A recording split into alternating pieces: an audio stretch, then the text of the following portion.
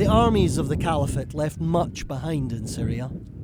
Detention camps full of their wives, their children, entire families.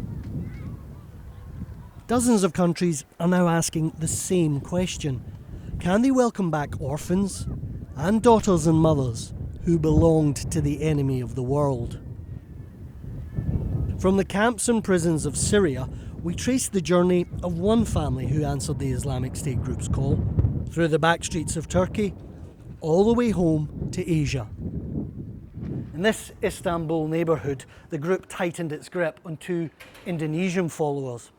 Husband and wife suicide bombers, Ruli Zeka and Ulfa, hid out here for months after they failed to get into Syria. But that setback didn't stop these two fanatics. They'd failed to achieve martyrdom in Syria, so instead they would try closer to home. Their journey was long, slow and determined. The IS safe house in Istanbul was raided and Ruli and Ulfa were deported back to Indonesia from Turkey.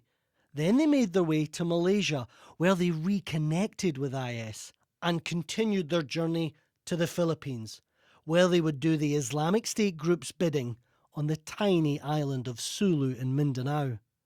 Their time in the Turkish safe house only hardened their commitment to IS. While other countries dither, here in Indonesia, they're already running a de-radicalisation programme. Tiny minds were a big part of the Islamic State's plans. But theirs was a childhood without song, without playtime. Here at the Handayani Rehabilitation Centre, the children of jihadists are given love and attention and allowed to have fun. They're learning to be kids again. Some of the children here have just returned from Turkey. Their radicalised parents are being treated here, but we weren't allowed to meet them. Shri Musfia, a counsellor at the camp, met the couple. Did you realise how dangerous they were?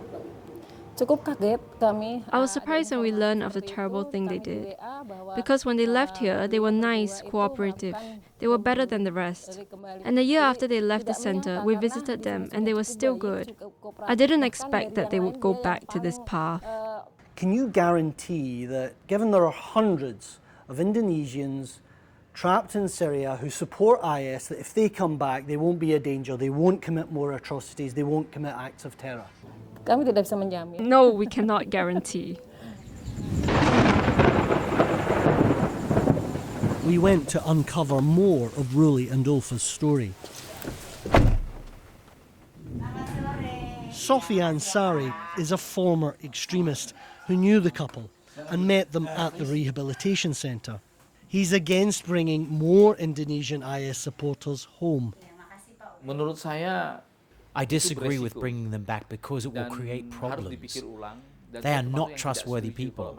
In many cases, former terrorists get involved again with groups even after they have been rehabilitated. Abu Bakr al-Baghdadi is dead. The so-called Caliphate is gone. Where do all these IS supporters who've made all these incredible links, where do they go next? Do they come here to Asia?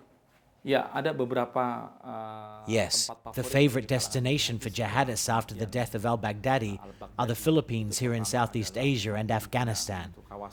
But for militants in Southeast Asia and Indonesia, the Philippines is better because it's closer and it has open borders. There's an ongoing conflict and plenty of weapons. The wild and ungoverned jungles of Mindanao in the southern Philippines were where Ruli and Ulfa headed next. Here they would become martyrs and mass murderers. Hundreds of Asian fighters crossed two oceans to join the Islamic State group in the Middle East.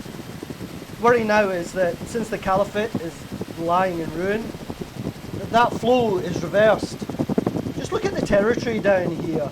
There are miles upon miles of open sea, hundreds of islands, difficult to protect, and it's easy to move among them, easy to move among countries. Our next report is from here, the Philippines, where the Islamic State group is claiming new recruits and new attacks.